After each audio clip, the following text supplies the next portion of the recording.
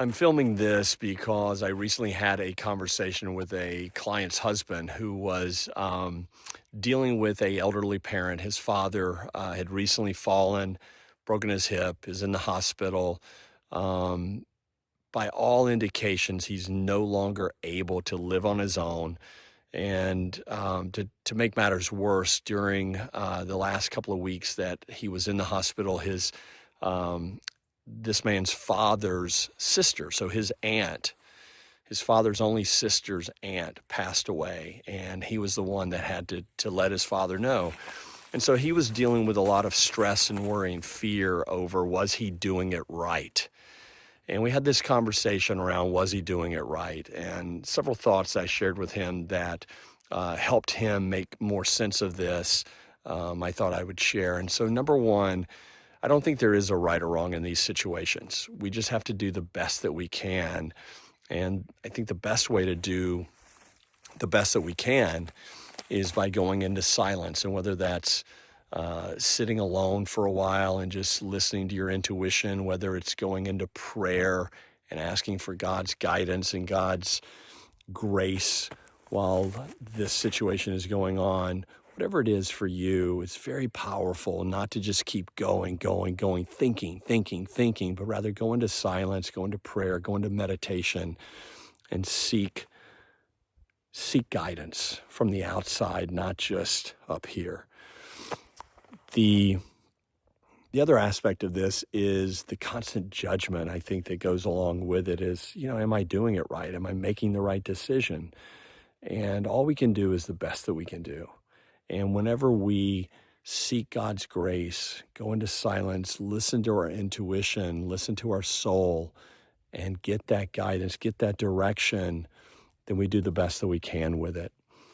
The last part of this for this gentleman was he felt like he needed to be stoic and keep it all together during this entire ordeal, during this entire life situation.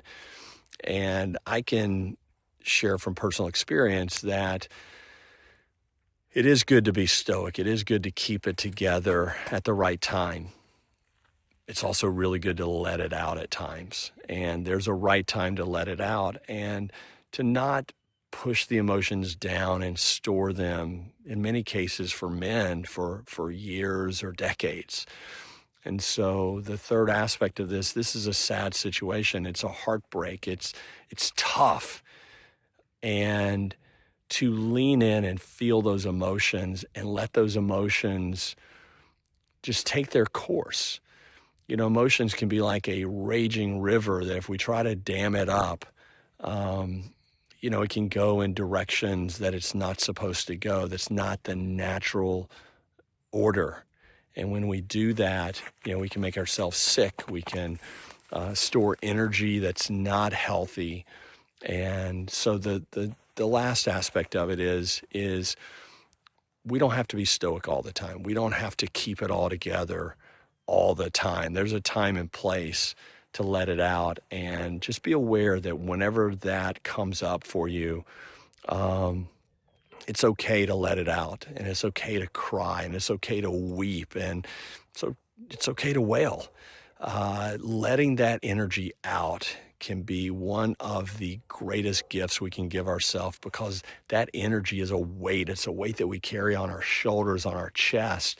And when we let it out, we let that energy out, and we feel lighter, we feel better, and we can make better decisions with that energy out instead of in. And so if you or someone that you know is going through that, I hope that these words may help you and ease the burden that you're going through.